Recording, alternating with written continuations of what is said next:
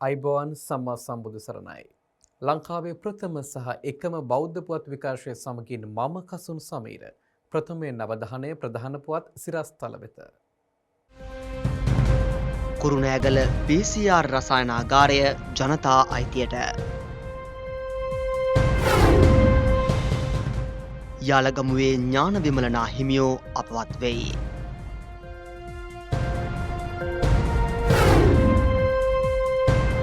නැවත පාසල් ආරම්භ වීම පිළිබඳව විශේෂ මාධ්‍ය හමුවක්.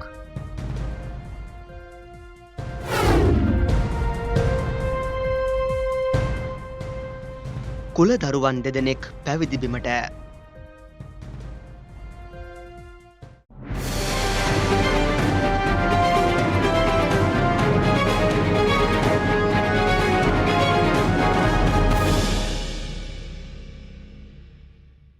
වයිබ පළාතට අඩුවක්ව පැවති PCR රසායනාගාරයක අවශ්‍යතාවය වෙනුවෙන් ස්ථාපිත කළ කුරුණෑගල මහරෝහලේ PCR රසායනාගාරය අග්‍රාමාත්‍ය මහින්ද රාජපක්ෂ මහතාගේ සුරතින් ජනතා අයිතියට පත් කෙරුණා.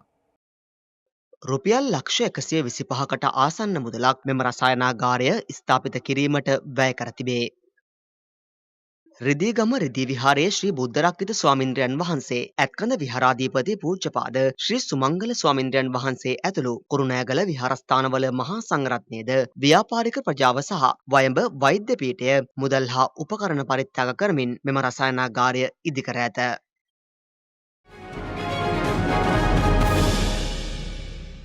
අමරපුර නිකායේ ඌව උඩුකිත පාර්ශවයේ හාලියල ජගුල්ල ශ්‍රී සුදර්ශනාරාමාධිපති බෝගොඩ මහාවිද්‍යාලයේ නියෝජ්‍ය විදුහල්පති පූජ්‍යපාද යාලගමුවේ ඥානවිමල නාහිම්පණන් වහන්සේ ඊයේ අපවත් වුණා. හේරත් මුදියන්සේලාගේ අප්පුහාමි පියාණන්ට හා අතපත්තු මුදියන්සේලාගේ සුදුමැණිකේ මාතාවට දාව 1949 වර්ෂයේ ජනවාරි මාස 25 වන දින හේරත් මුදියන්සේලාගේ හේරත් බණ්ඩා ලෙස උපත ලැබූ කුලකුමරුවන් 1958 වර්ෂයේදී යාලගමුවේ ඥානවිමල නමින් පැවිදි දිවියට පත්විය. අමරපුර නිකායේ ඌව උඩුකිඳ පාර්ශවයේ මහානායක රාජකීය පණ්ඩිත අතිපූජ්‍ය බොකන්නුරුවේ ඥානානන්ද මහනාහිමියන්ගේ ආචාර්යත්වයෙන් පැවිදි උපසම්පදාව ලැබූ උන්වහන්සේ පෙරාදෙණිය විශ්වවිද්‍යාලයෙන් වැඩිදුර අධ්‍යාපනය ලබා දැයේ දුවාදරුවන්ගේ නැනගුණ වැඩි කිරීම වෙනුවෙන් ගුරු වෘත්තියට පැමිණ දහස් ගණනකගේ නැනගුණ වැඩ වූ යතිවරයාණන් වහන්සේ නමකි. 1976 වර්ෂයේදී අභාවයට යමින් තිබූ හාලියල ජගුල්ල ශ්‍රී සුදර්ශනාරාම විහාරස්ථානය වෙත වැඩම කර එහි භාරකත්වය ලබා ගැනීමෙන් අනතුරුව ප්‍රදේශයේ බෞද්ධ ජනයාගේ සිත් පහන් සුවය වෙනුවෙන් සියලු විහාරාංගයන් එක් කරමින් වැඩි දියුණු කර ප්‍රදේශයේ ජනතාවට මහඟු මෙහෙවරක් සිදු කළ උන්වහන්සේ ශ්‍රී ඥානවිමල දහම් පාසලේ නිර්මාතෘවරයාද වනවා.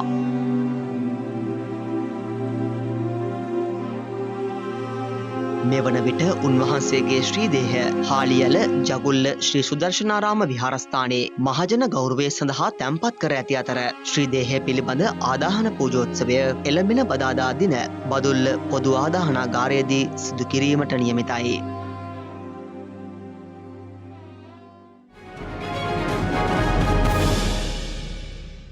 කොවිඩ් රෝගය සමග පාසල් විවෘත කිරීමේ තත්ත්වය පිළිබඳව සෞඛ්‍ය ප්‍රවර්ධන කාර්යාංශයේදී අද විශේෂ මාධ්‍ය හමුවක් පැවැත්වුණා. පාසල් විවෘත වීම සම්බන්ධයෙන් අද දින බස්නාහිර පළාත සහ උදකලා කන්දරි ප්‍රදේශ හැරෙන්න අනිකුත් සෑම ප්‍රදේශයකම පාසල් ආරම්භ වුණා පාසල් වාරය සඳහා. ඉතින් මේ සම්බන්ධයෙන් අවශ්‍ය සෞඛ්‍ය මාර්ගෝපදේශ සෞඛ්‍ය අමාත්‍යාංශයෙන් අධ්‍යාපන අමාත්‍යාංශයට ලබා දීලා තියෙනවා. ඒ අනුව අධ්‍යාපන අමාත්‍යාංශයෙන් මාර්ගෝපදේශ සංග්‍රහයක්ම පාසල් වෙත මුකුත් කරලා තියෙනවා. ඒ අනුව තමයි පාසල් විවෘත කිරීමේ කටයුතු ආරම්භ කරේ. පාසල් තුල තියෙනවා සෞඛ්‍ය ප්‍රවර්ධන කමිටු. මේ සෞඛ්‍ය ප්‍රවර්ධන කමිටු වලට බලතල දීලා තියෙන්නේ පාසලේ මේ සෞඛ්‍ය ක්‍රමවේද වලට අනුව පාසල් කටයුතු ක්‍රියාත්මක වෙනවද කියන එක සොයා බලන්න. මෙතනදී ගොඩක් අපි දෙමව්පියන්ට දැනුවත් කරන්න අවශ්‍යයි. දරුවන්ගේ ආරක්ෂාව බලන්න ඕන. දරුවන්ට අසනීපයක් තියෙනවා නම් පාසලට යවන්න එපා. ඒ වගේම දුර්බවතුනුත් ඒ අනුවම පුදකලා කරලා තියෙන ගම්මානවල සිටින පුද්ගලයන් හෝ දරුවන් සහ දුර්බවතුන් පාසලට පැමිණීමෙන් වළකින්න. ඒ වගේම PCR පරීක්ෂණයකට යොමු වෙච්ච පුද්ගලයෙක් ඉන්නවා නම් ඒ පුද්ගලයාගේ ප්‍රතිඵල ලැබෙන තුරු ඒ පවුලේ සමාජිකයනුත් පාසලට යවන්න එපා කියන එක තමයි අපි නිර්දේශ කරලා තියෙන්නේ. දරුවෙකුට යම් අසනීප තත්ත්වයක් පාසල තුළදී හටගත්තොත් පාසලේ වෙනම සෑම පාසලකම ඒ සඳහා අසනීප කාමරයක් වෙන් කරලා තියෙනවා. ගුරු භවතුන් දැනුවත් කරලා තියෙනවා ඒ දරුවාට කොයි ආකාරයෙන්ම ක්‍රියාත්මක කළ යුත්තේ කියලා දෙමාපියන් දැනුවත් කරලා දරුවා සෞඛ්‍ය වෛද්‍යධාරීන්ගේ උපදෙස් අනුව කටයුතු කරන්න කියන එක දැනුවත් කරලා තියෙනවා.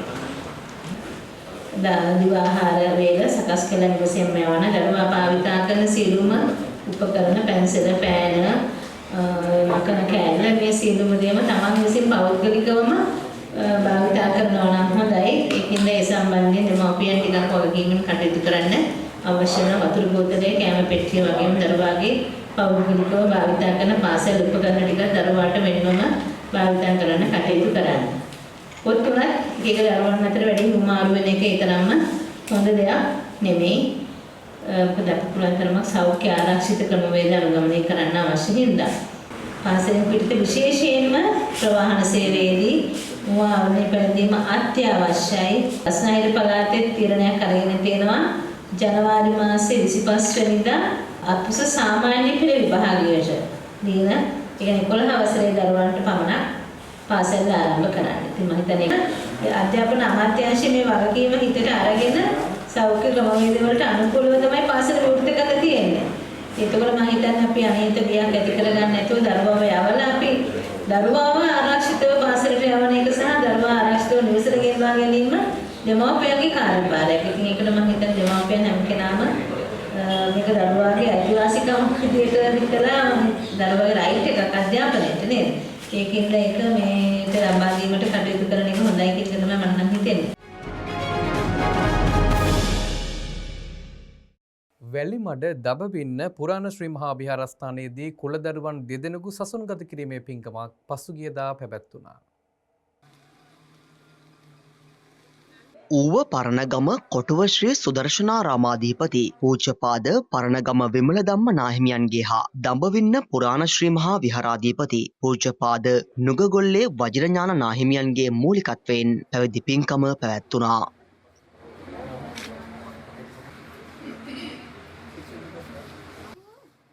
ඒ අනුව ලක්ගල නුගගොල්ලේ පදිංචි සාලින්ද සිතුම් නුගගොල්ලේ ඥානාලංකාර නමින් හා ලක්ගල නුගගොල්ලේ පදිංචි තරිඳු ලක්මාල් නුගගොල්ලේ ඥානදීපයර නමින් සසුන්ගත විය. මෙම අවස්ථාව සමගින් පූජනීය මහා සංඝරත්නය හා සසුන්ගත වූ කුලදරුවන්ගේ දෙමාපියන් ඇතුළු පිරිසක් එක් වුණා.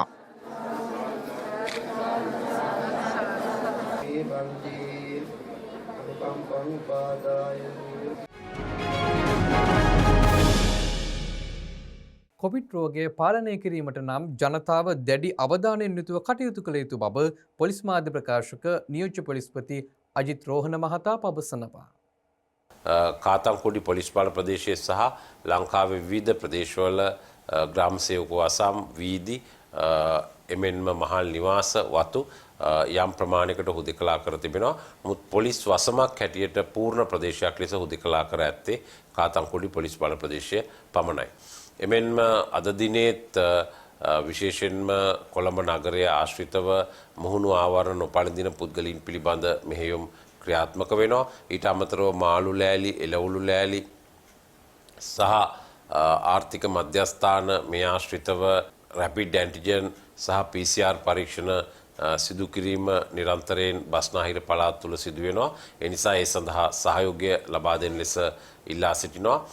මෙතෙක් කරන ලද රැපිඩ් ඇන්ටිජන් සහ PCR පරීක්ෂණ වලින් 24 දෙනෙක් ආසාදිතව බවට පත් වෙලා තියෙනවා. කෙසේ වෙතත් තවත් 700කට ආසන්න PCR පරීක්ෂණවල ප්‍රතිඵල ලැබීමට නියමිතව තිබෙනවා. ඔබට යම් අවස්ථාවකදී PCR පරීක්ෂණයට අනුගත වන ලෙස දන්වා සිටියොත් ප්‍රතිරෝධයේ පෑමකින් තොරව ඒ සඳහා සහයෝගය ලබා දෙන ලෙස අපි ඔබගෙන් කාරුණිකව ඉල්ලා සිටිනවා. විශේෂයෙන්ම පොදු ප්‍රවාහන සේවාවල රියදුරන් කොන්දොස්තරවරුන් සහායකින් වැඩි අවධානයක් පාසල් දරුවන්ගේ නිරෝධායන කටයුතු වගේම සෞඛ්‍ය කටයුතු ගැන මේ දිනවල යොමු කරනු ඇතැයි අපි අපේක්ෂා කරනවා. විශේෂයෙන්ම ආයතන පවත්වාගෙන යාමේදී ආයතනයට ඇතුළු වන ස්ථානය අත්පිරිසුදු කර ගැනීමට යම් ස්ථානයක් පිළිල කර තියෙන්න ඕනේ. ඒ වගේම ඇතුළු වන විටම උෂ්ණත්වය පරීක්ෂා කරන්න ඕනේ. ඇතුළු වන අයගේ විස්තර ලබා ගන්න ඕනේ. පිටවන අයගේ විස්තර ලබා ගන්න ඕනේ. ඇතුළත දුරස්ථභාවය තිබෙන පරිදි කටයුතු කළ යුතුයි. ඒ වගේම